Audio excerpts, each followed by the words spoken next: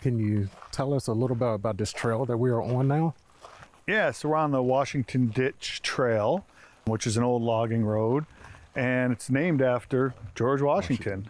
Yep. When he arrived here on the swamp, sort of as a land surveyor in 1763, he saw the landscape with, fertile soil, good for farming. And to do that, you have to get some of the water out of the swamp. And so the Washington Ditch was dug To irrigate. to get water out of the swamp and also irrigate, log the forest and then farm the land. And there's many trails throughout the refuge, and we're coming up on a boardwalk now. Yeah, so the boardwalk that goes into the forest off of this road is called the Dismal Town Boardwalk, because when George Washington and his partners had the company here, the Dismal Swamp Land Company, they established Dismal Town. This was their hub for their operations.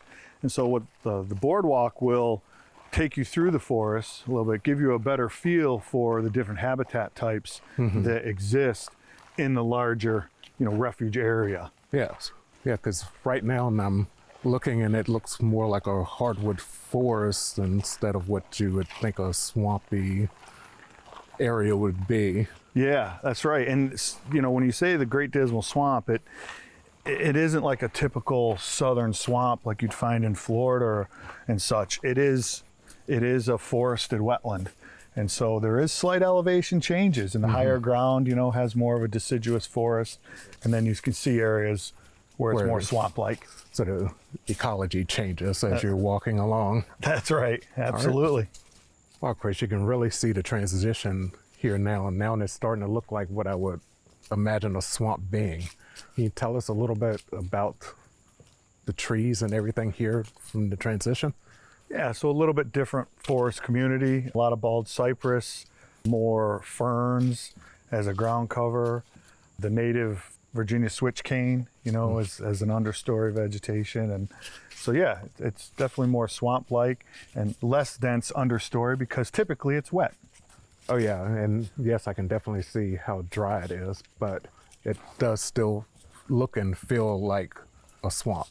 And I know the Great Dismal Swamp has an ecological significance, but I understand it also has a great historical significance. Can you tell us a little bit about the inhabitants from years ago?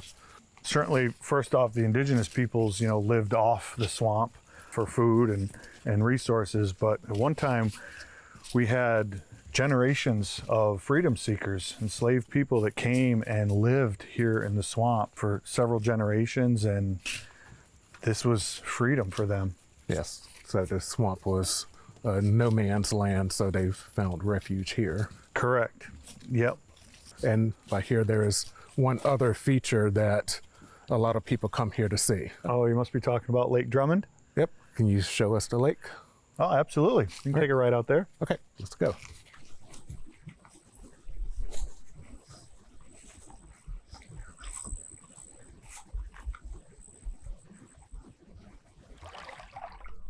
Wow, Chris, we finally made it out to the lake, and it is magnificent. We call it the heart of the swamp. It's so important for the ecological integrity of this ecosystem to keep the water, in the lake for ecological purposes, to try to keep this peat soil wet. It is a swamp, and so the water is the driver.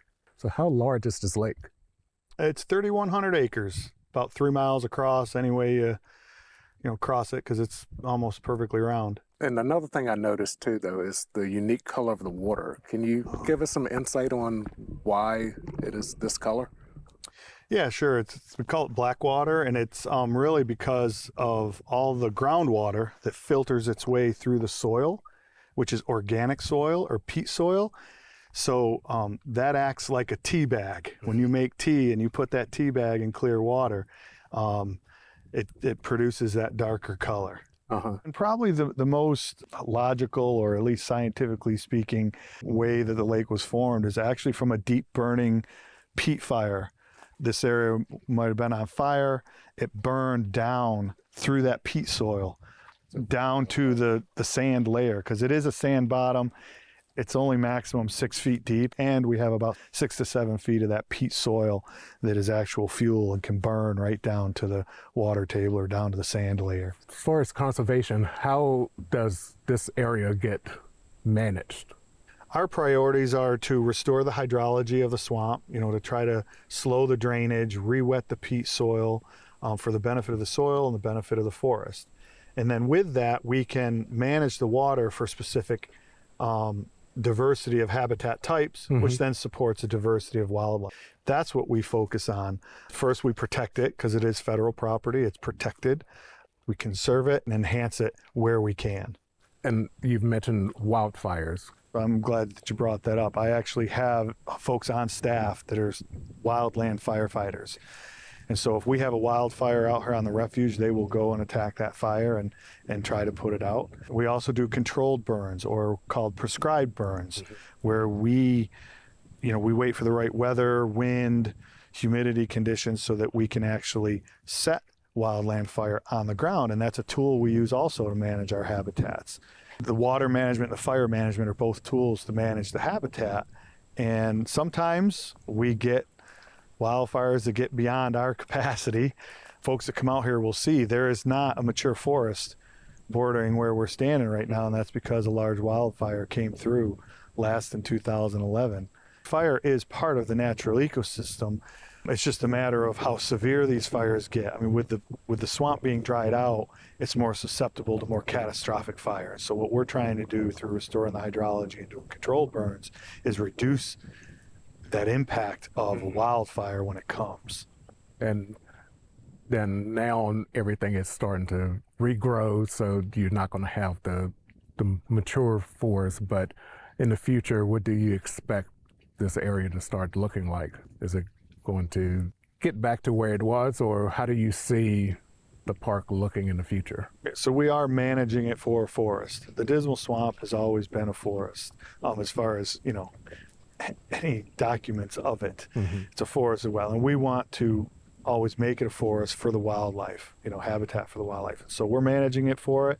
We've planted trees to try to stimulate the regrowth with species that we prefer. And again, we're also managing the water to allow that forest to grow, because the trees aren't going to grow underwater. So we do actually try to keep the water a little lower to allow it to grow.